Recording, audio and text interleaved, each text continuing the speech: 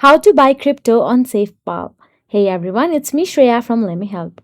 Let's dive into the video. Firstly, upgrade your SafePal app to the latest version, and the latest SafePal app can be downloaded from your app store or from web browser. Navigate to the new Buy Crypto in SafePal DApp store.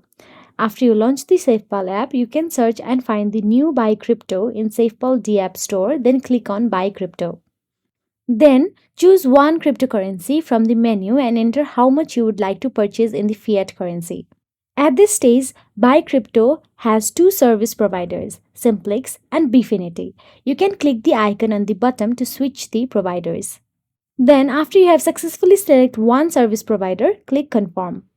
Then, carefully read the instructions and disclaimer. If you agree to the terms of use of Bfinity, click on the icon and click Next. You will be redirected to the Bfinity official website. Then please follow the guidance to complete the steps.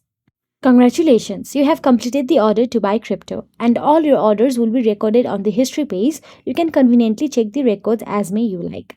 So that is it. If you found this video helpful, please like, share and subscribe, and thank you so much for watching.